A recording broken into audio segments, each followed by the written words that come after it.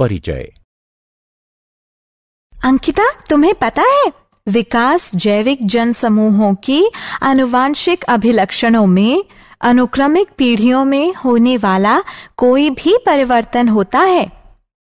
हाँ, तथा विविधता सजीवों में सामान्य अभिलक्षणों से अलग विकसित होने वाली संरचनात्मक, कार्यात्मक या व्यवहारात्मक परिवर्तन होती है। आओ अपने इस अध्याय में हम आनुवंशिकता तथा विकास के बारे में विस्तार से चर्चा करें। उद्देश्य। इस पाठ के अंत में आप निम्न करने में सक्षम हो जाएंगे: विकास को परिभाषित करना, जीवन का उद्गम समझना, उपार्जित तथा वंशानुगत लक्षणों को पहचानना, जाति उद्भवन समझना, विकास तथा वर्गीकरण को समझना, अनुरेखण विकासात्मक संबंधों को समझना, जीवाश्म को पहचानना, विकास चरण को समझना, विकास तथा प्रगति में अंतर पहचानना और मानव विकास की प्रक्रिया समझना। विकास एक सतत प्रक्रिया होती है जिससे होकर वर्तमान जीव तथा पौधे जीवन के उद्गम के समय से विकसित हुए हैं। विविधता। जैसा कि हम पहले चर्चा कर चुके हैं कि विविधता सजीवों में सामान्य अभिलक्षणों से अलग विकसित संरचनात्मक, कार्यात्मक एवं व्यवहारात्मक परिवर्तन होती है। विविधताओं का उद्गम तथा संचयन आवश्यक होता है क्योंकि ये विकास के लिए कच्चा पदार्थ प्रदान करती हैं।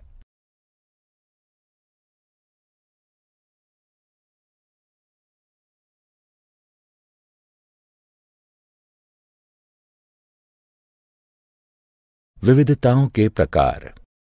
विविधता आनुवंशिक या गैर आनुवंशिक हो सकती है। आनुवंशिक विविधता विकास में प्रतिभागिता करती है, जबकि गैर आनुवंशिक विविधता विकास में प्रतिभागिता नहीं करती है। कोशिकाओं की प्रवृत्ति के आधार पर जहां ये विविधता उत्पन्न होती है, दो प्रकार की विविधताएं होती हैं: सोमेटोजेनिक विविधता या उपार्जित लक्षण, भ्रूणीय या ब्लेस्टोजेनिक विविधता। सोमेटोजेनिक विविधता वे विविधताएं होती हैं जो किसी जीव की आयु के दौरान किसी भी समय जीव की दैहिक कोशिकाओं तक ही सीमित होती हैं तथा ये विविधता जीव के साथ ही मृत हो जाती है एवं ये गैर आनुवंशिक होती हैं। ऐसी विविधताएं जीवों के जीन में पाई जाती हैं। ये या तो पहले से ही उनके पूर्वजों में उपस्थित होती हैं या समय के साथ उत्पन्न हो सकती हैं। ये विविधताएं आनुवंशिक होती हैं तथा विकास के लिए कच्चे पदार्थ का निर्माण करती हैं।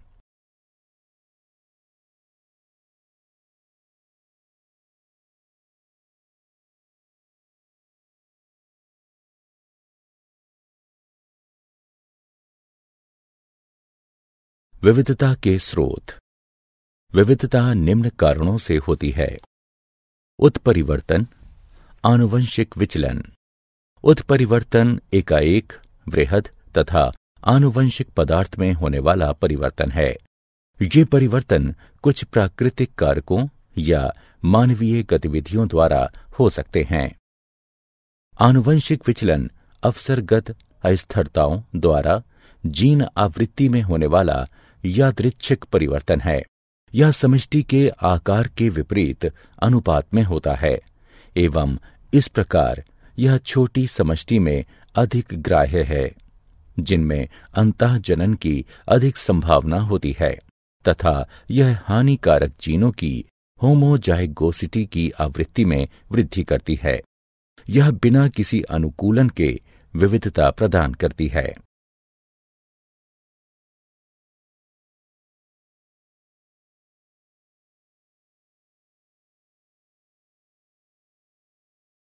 जीवन की उत्पत्ति।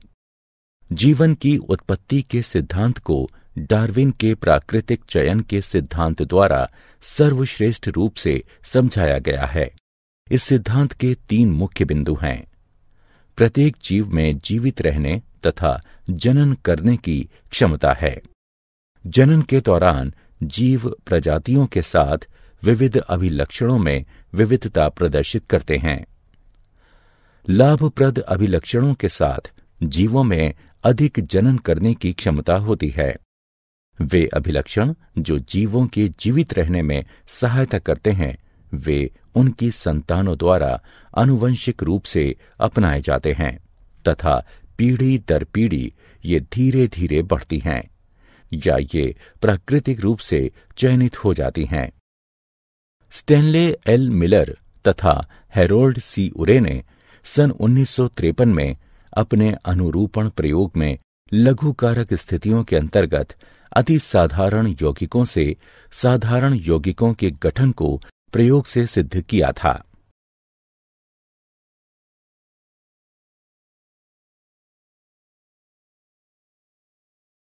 उपार्जित तथा वंशानुगत लक्षण। आनुवंशिक अभिलक्षण वे होते हैं जो जनन कोशिकाओं में डीएनए द्वारा नियंत्रित होते हैं तथा एक पीढ़ी से दूसरी पीढ़ी में स्थानांतरित होते हैं। इन अभिलक्षणों में किसी भी परिवर्तन का परिणाम विविधता होती है। उपार्जित अभिलक्षण वे होते हैं जो किसी जीव द्वारा उसके जीवन में उपार्जित किए जाते हैं तथा ये डीएनए में कोई भी परिवर्तन नहीं लाते हैं तथा इस प्रकार अगली पीढ़ी में किसी भी प्रकार से स्थानांतरित नहीं होते हैं। जाति उद्भव।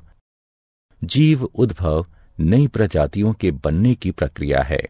जब भौगोलिक रूप से एकाकी सदस्यों के मध्य विविधता उत्पन्न हो जाती है, जिनके कारण से जनन वियोजन होता है, जहां कुछ प्रजातियां एक दूसरे के साथ जनन नहीं करती हैं।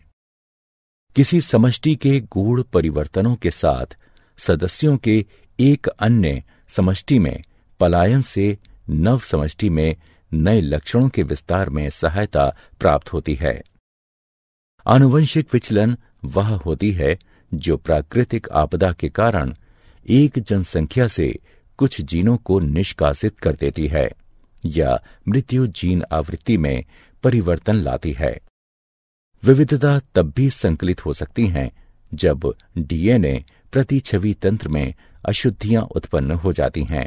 गुणसूत्र संख्या में परिवर्तन से भी 2 उपसमूहों में भयंकर अंतर उत्पन्न हो सकते हैं। यौन जनन से भी विविधता उत्पन्न होती है। भौगोलिक अवरोधक अथवा भौगोलिक वियोजन यथा नदी या पर्वतों का समष्टि के 2 उपसमूहों के मध्य अंतरागमन जीन प्रवाह के स्तर में कमी लाता है। जनन वियोजन 2 उपसमूहों के मध्य उत्पन्न होता है, जिसका अर्थ है 2 उपसमूह वे लक्षण विकसित कर लेते हैं जो उन्हें एक दूसरे के साथ सहचारी नहीं होने देते। विकास तथा वर्गीकरण। जीवों के मध्य समानताएं हमें उन्हें समूहीकृत करने की अनुमति प्रदान करती हैं। जितने अधिक अभिलक्षण उनमें आम होंगे, उतने ही अधिक वे संबंधित होंगे। जितने निकटतम वे संबंधित होंगे, उतना ही नजदीक उनमें आम पूर्वज होंगे। इसे एक भाई एवं बहन के उदाहरण से अधिक स्पष्ट रूप से समझा जा सकता है। वे निकटतम संबंधित होते हैं क्योंकि उनके पूर्वज समान होते हैं। इस प्रकार हम प्रजातियों के छोटे समूहों का निर्माण हालिया समान पूर्वजों के साथ कर सकते हैं। फिर इन समूहों के उपसमूहों में अधिक समान पूर्वज होंगे।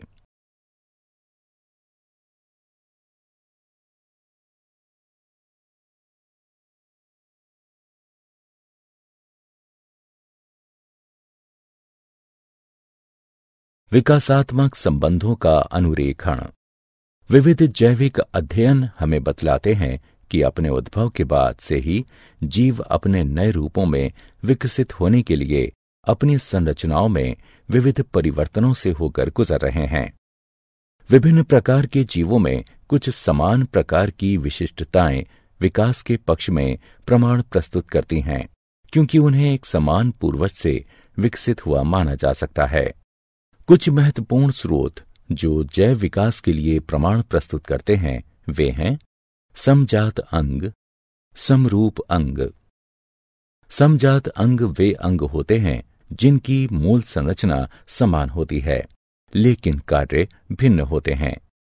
उदाहरण, एक मेढक, पक्षी तथा पुरुष का अग्रबाहु ये हड्डी की एक ही मूल संकल्पना पर निर्मित होते हैं, किंतु इनके कार्य भिन्न होते हैं, यथा कूदना, उड़ना तथा पकड़ना। समरूप अंग वे अंग होते हैं जिनकी मूल संरचना तो भिन्न होती है किंतु उनके कार्य समान होते हैं। उदाहरण, कीटों तथा पक्षियों के पंखों की संरचना भिन्न होती है किंतु वे उड़ने का ही कार्य करते हैं। जीवाश्म अतीत में रहने वाले मृत पशुओं या पौधों के अवशेषों को जीवाश्म के रूप में जाना जाता है। एमोनाइट यानी अक्षय रुख, नाइटिया यानी मछली तथा राजासुर यानी डायनासोर जीवाश्मों के कुछ उदाहरण हैं।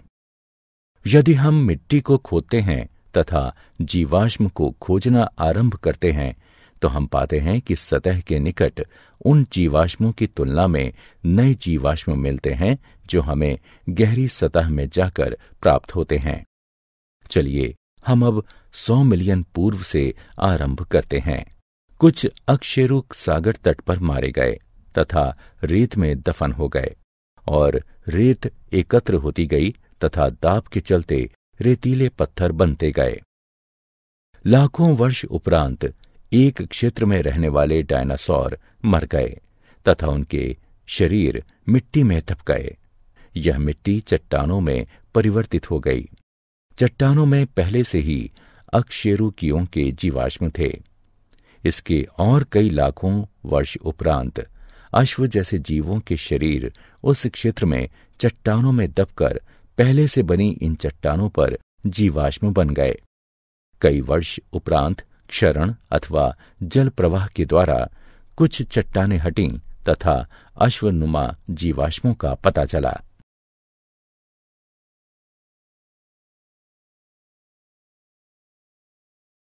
विकास चरण एक परिवर्तन जो आरंभ में किसी गुण के लिए लाभकारी होता है, बाद में भिन्न कार्यों के लिए भी उपयोगी हो जाता है।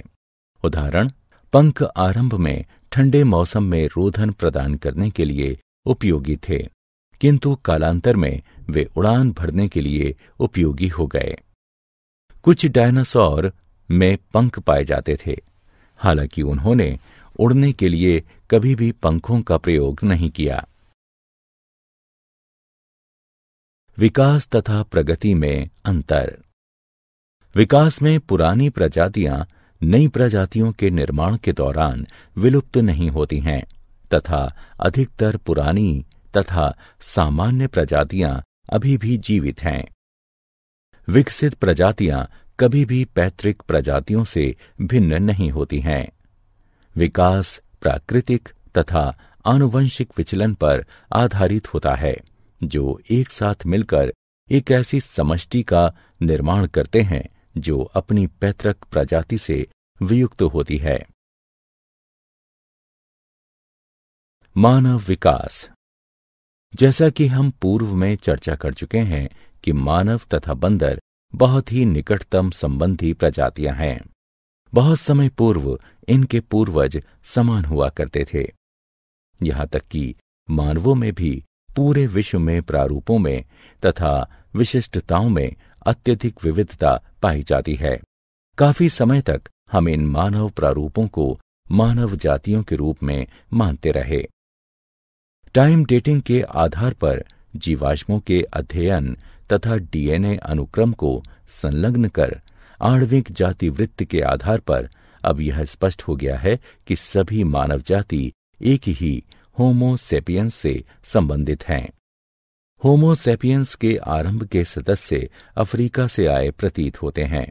हमारे कुछ पूर्वज अफ्रीका में ही बने रहे तथा कुछ पूरे द्वीप में फैल गए।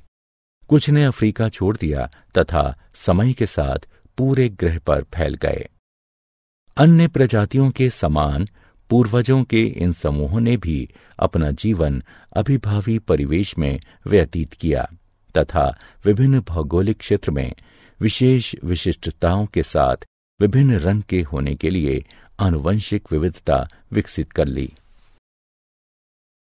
क्या आप जानते हैं, टी डॉब्जेंस्की ने आनुवंशिक तथा प्रजातियों का उद्गम नामक पुस्तक लिखी है। कोकरवेट जटिल जैव यौगिकों के संग्रह होते हैं तथा खंडकरण एवं विखंडन द्वारा प्रगति तथा विभाजन में सक्षम होते हैं। आरंभिक कोशिकाएं प्रवृत्ति में अवायवीय, प्रोकैरियोटिक तथा कीमो पर पोषित थीं। ए.आई. ओप्रिन ने जीवन की उत्पत्ति पुस्तक 1936 में लिखी। हर्बर्ट स्पेंसर ने विकास शब्द दिया। चार्ल्स डार्विन ने जैविक विकास के सिद्धांत का प्रस्ताव दिया, जो संशोधन के साथ वंशानुक्रम प्रतिपादित करता है।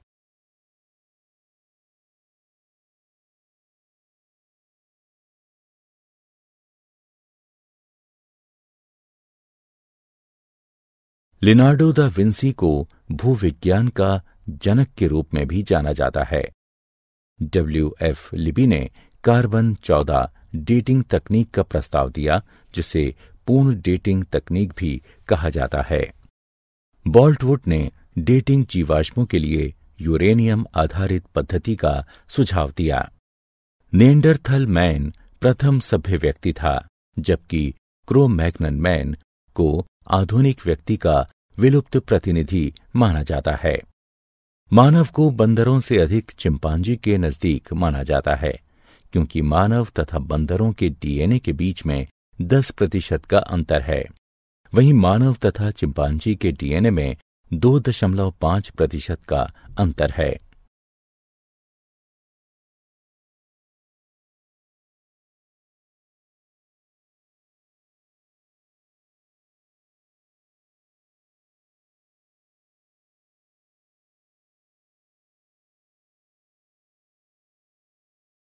सारांश। आइए हमने जो कुछ सीखा है उसे संक्षेप में दोहराएं। विविधताओं के मुख्य स्रोत हैं उत्परिवर्तन, जीनों का पुनर्संयोजन, आनुवंशिक विचलन आदि। उत्परिवर्तन आनुवंशिक पदार्थ में एकाएक वृहद तथा आनुवंशिक परिवर्तन होते हैं। उत्परिवर्तन एक विकासात्मक कारक के रूप में कार्य करता है तथा समष्टि में विविधताओं का निर्माण करता है एवं उसे बनाए रखता है। प्राकृतिक चयन विभिन्न जनन के माध्यम से संचालित होता है, जिसकी वजह से कुछ लाभकारी आनुवंशिक विविधताएं समष्टि के अधिक से अधिक सदस्यों के बीच फैल जाती हैं। यह उनकी जीन आवृत्ति में वृद्धि करती हैं। आनुवंशिक विचलन पैतृक आवृत्ति में यादृच्छिक परिवर्तन होता है, जो अचानक उतार चढ़ाव से उत्पन्न होता है। आनुवंशिक विचलन कुछ विशिष्टताओं की आवृत्ति में वृद्धि करता है, जिनमें कुछ उत्तरजीविता लाभदायक होते हैं।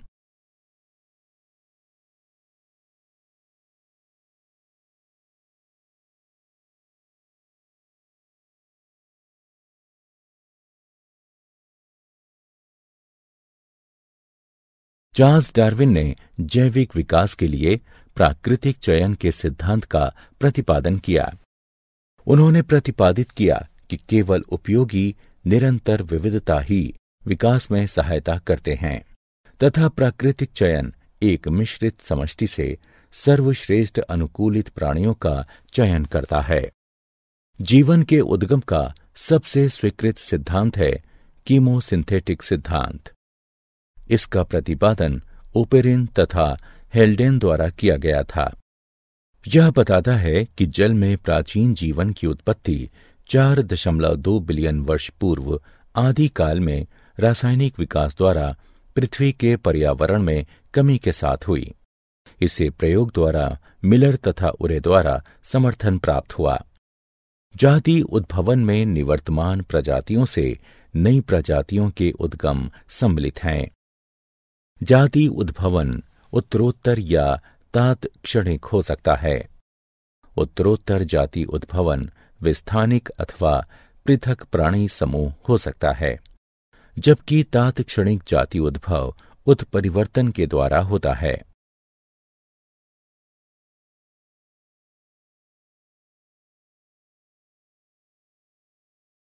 विकासात्मक संबंध जीवों के वर्गीकरण द्वारा अनुरेखित किए जा सकते हैं।